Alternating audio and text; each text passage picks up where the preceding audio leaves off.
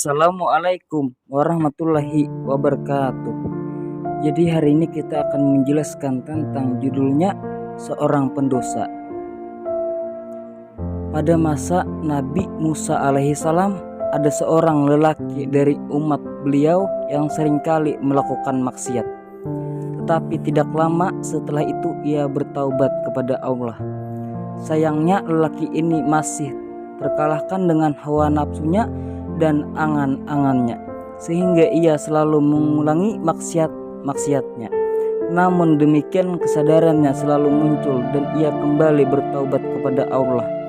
Hal seperti itu terus berulang-ulang dilakukannya hingga 20 tahun lamanya.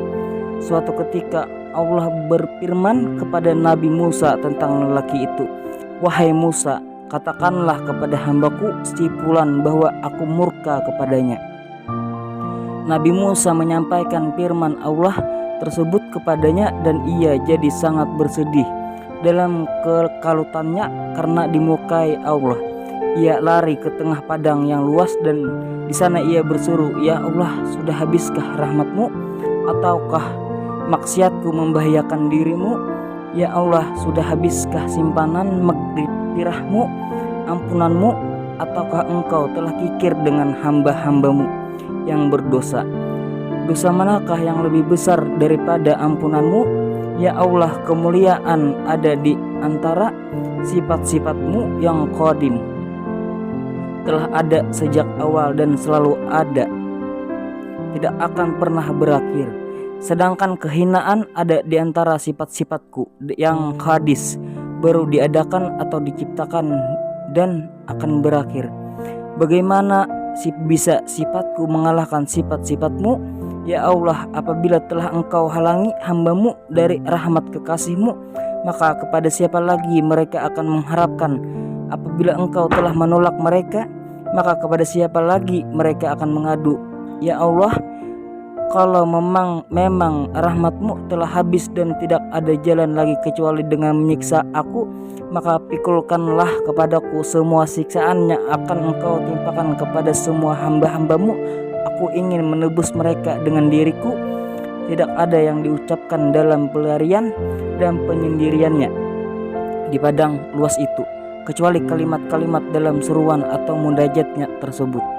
Ia diliputi dengan penyesalan sehingga terlupa tidak pernah lagi atau tidak sempat lagi berbuat maksiat. Setelah berlalu beberapa waktu lamanya, Allah berfirman kepada Nabi Musa, "Hai Musa, pergilah engkau kepada hambaku si fulan di padang sana dan katakanlah kepadanya, seandainya dosamu memenuhi bumi, aku akan tetap melimpahkan ampunan kepadamu setelah engkau mengenaliku dengan kekuasaanku yang sempurna, ampunan dan rahmat yang tiada batasnya." Memang semua pertanyaan atau pernyataan dalam munajatnya tersebut jawabannya adalah tidak atau tidak ada, dan itu benar-benar diketahuinya dan ia sangat meyakini kebenaran itu. Inilah suatu tingkat makrifat pengenalan kepada Allah yang dicapainya ketika ia tenggelam dalam penyesalan atas dosa-dosanya yang sedikit atau banyak, berperan juga dalam mengundang ampunan Allah. Dalam suatu kesempatan, Nabi SAW pernah menyabdakan bahwa tidak ada suatu suara yang lebih dicintai Allah daripada suara seorang hamba yang berdosa kemudian bertaubat, dan ia sangat sering menyeru atau menyebut namanya, "Ya Allah, ya Allah, ya Tuhanku, ya Tuhanku, ya Rabbi, ya Rabbi." Maka Allah akan menjawab seruannya walau hamba itu sendiri tidak mendengarnya.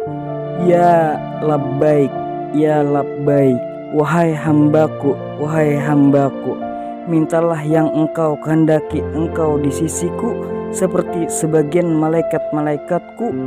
Aku berada di sisi kananmu, di sisi kirimu, di atasmu, dan sangat dekat dengan isi harimu. Wahai para malaikatku, saksikanlah sesungguhnya aku telah mengampuninya."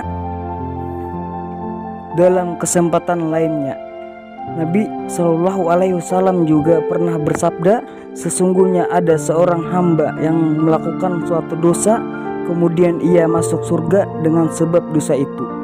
Para sahabat yang berkumpul di sekitar beliau tampak keheranan dan salah satunya berkata, "Wahai Rasulullah, bagaimana itu bisa terjadi?"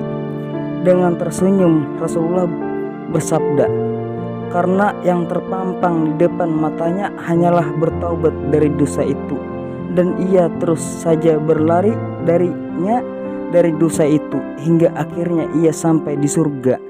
Sampai di sini juga ceritanya. Wassalamualaikum warahmatullahi wabarakatuh. Kita lanjutkan besok hari.